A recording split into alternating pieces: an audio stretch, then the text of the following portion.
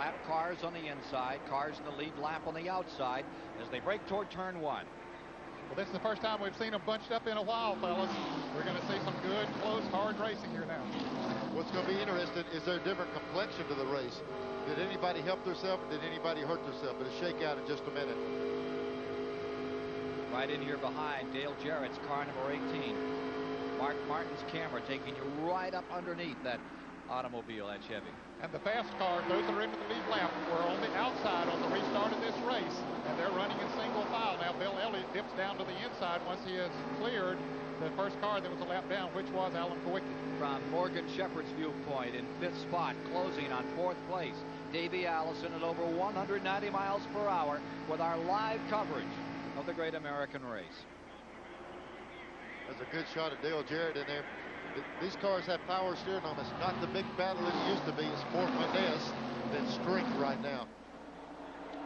Here you see the number 11. Elliott first, Marlin second. And those Junior Johnson cars are back 1 and 2 another time. And the Chevrolet of Ernie Irvan running in third place. 4th is Davey Allison.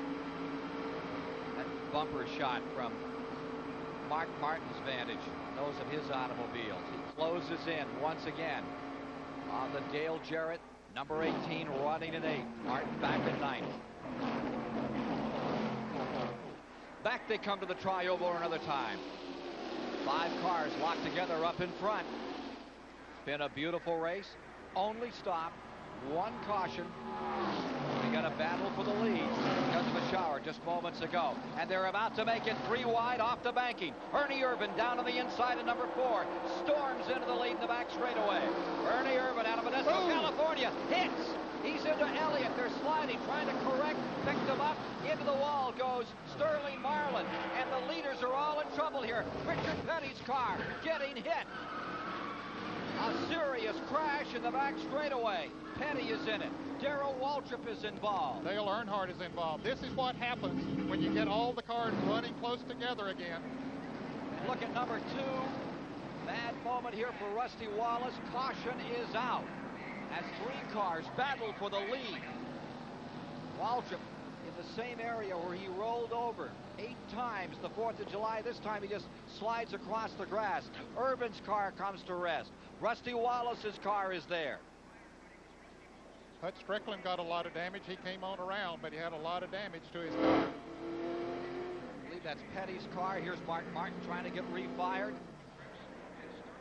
A major crash, the very head of the field on a restart.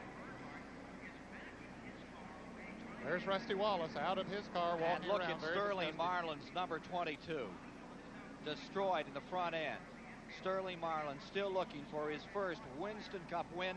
There's his crew chief, Mike Beam, who just can't believe it. And here's Mark Martin's number 6, the Roush Racing Team. That car coming in, and here's Mark having to look out the side to get his car back onto pit road. Yeah, he's going to see where he's going, Ed. He's just having to look out the side of the window. That thing is wiped out. It'll be hard. They might get it back where to finish, but it won't race again. Yeah, they'll try to get it where he can finish the race, but just try to get as many points as he possibly can, but he'll never be competitive again today.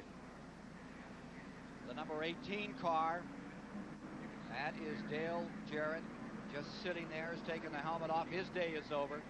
He knows that it's finished with 92 laps complete. Here's the number 3 car of Earnhardt coming onto pit road.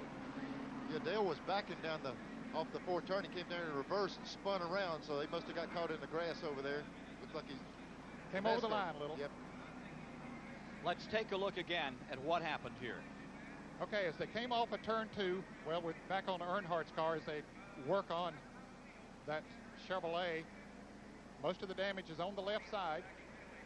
They'll get him back out there so that he can circle this track and make some points, but I don't think he'll be real competitive again. Okay, we're going to take a look now at the wreck as it happened.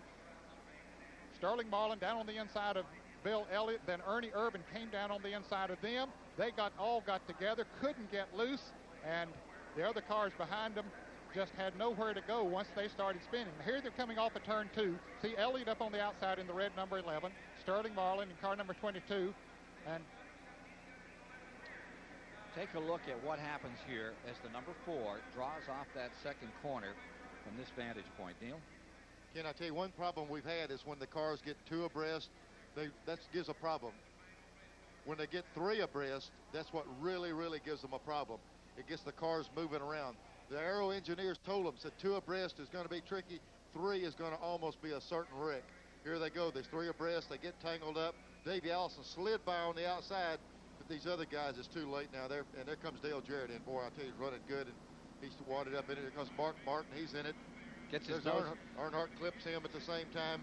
Earnhardt took a far bigger hit than we might have thought. Kowicki in it. Morgan Shepherd got through Davey Allison in that early going. From Richard Petty's camera on the top of that number 43. Watch this. And he's following along behind Alan Kowicki, and he has seen the wreck, so he slows it. He cuts it down onto the inside, onto the grass area, and you can see the hood come up when he went across that grass. Apparently, it knocked the front spoiler up, and he's taking a ride down towards Lake Lloyd. Spinning around. Second, third time around for Petty. Here's Mike Joy. Junior Johnson has the 10 snips. Tim Brewer has a long bar to gain some tire clearance, and Bill Elliott apparently has no brakes. He came in here and they really helped haul this car to a stop with about 6 people, and the car is now being brought back behind the wall. Junior, what's the worst of the trouble? What's the worst of the trouble, Junior?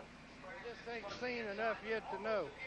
Okay, they're going to pull that behind the wall and we'll get a better look. Here's David Hobbs. Martin, what happened out there?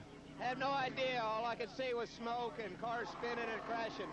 I couldn't see really what happened. Your car looks pretty badly damaged. You going to try and get back in the running? We're going to try. Heat on the front end of Mark Martin's car, number 6. Let's take a look at another replay. Neil? We'll get a shot of them here. Here they are working on Mark Martin's car, trying to get ready to go back out. Boy, I tell you, they're going to totally destroy it now. Just take the front off where he can ride and finish the race. Here we are coming off the second turn. We've got 3 cars side by side. This is the big no-no right here. Right now, when you look at these cars, you've got a car sitting out here on the outside. You've got the car of Bill Elliott. You've got the 4 car of Ernie Irvin here. The guy in the middle is the one that's in trouble. They'll tell you these outside cars, the outside, the inside are okay. The guy in the middle is going to pay the price. As they come on down the racetrack, we'll see them just start coming together. The 4 cars moving up. A lot of that has got to do with aerodynamics. It looked like they moved over, but the guy in the middle doesn't have any downforce, and he's along for the ride. The 2 guys pinched him in the middle, and from there on, everybody's wrecked. Mike Joy. They are stringing Richard Petty's car. They are measuring the distance between the center line of the front and the rear wheels to make sure it's not been knocked out of alignment. They chopped a quick hole in the fender and attached a bungee cord to keep the hood down. Now some of that 200-mile-an-hour tape is going on. As for the King, well, his throne is a little disheveled, but Richard gave the crew a nod. He is okay after that fracas in the back straightaway. His aerodynamics will be spoiled a little bit, but he'll be back out of the Daytona 500. David Hobbs? Yeah, I'm ready. Bill Elliott, what happened out there then? I don't know. Next thing I knew, I turned sideways, and that was it. Because the car was running very good, and it doesn't look all that bad at the front, not compared to Mark Martin's. How bad is it? It's bad. It crushed all the left front end on it, and it'll take a while to fix it. Yeah, pretty disappointing start to the season. What caused it? I don't know. You know, next thing I knew, I was turned left into the 4 car. That's all I know. There you have it, straight from the horse's mouth. Here's a replay from inside of Mark Martin's car. This incident coming out of turn 2. Now, Mark was running in 9th position right behind Dale Jarrett, and you can see, he said he saw a bunch of smoke, and you can see he didn't see anything.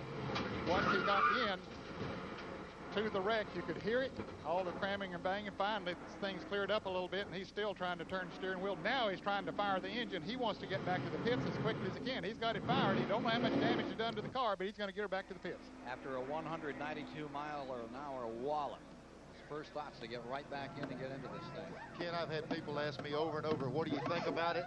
There's nothing to think about. It happened so quick. Here's Mike Joy. Darrell Waltrip's car sits 100 feet from victory lane, and Darrell is looking where he sat here just a couple of years before. But his Chevrolet is well torn up. Jeff Hammond and crew have a lot of work to do. The sheet metal is just ripped lengthwise from part of this collision, and they're also working in the trunk and hoping there's no rear suspension damage. Darrell, what happened? When we come off the corner over there, Mike, Sterling and Bill, Bill got up on the outside, and I guess Sterling didn't know he was there, and they got tied together, and excuse me, they got tied together. When they came apart, they went different directions and just took all of us out with them. Somebody hit me in the side here, but you know, I'm going to get back out, but I guess our chances for today are over with Seamus. This is the best car I've ever had at Daytona. What's the worst part of the damage? The worst part right now is we've got a hole in the radiator, and we've got a bent trailing arm, and the trailing arm is probably the most serious thing. It's going to take some time to replace it. And the car won't run straight down the track until that work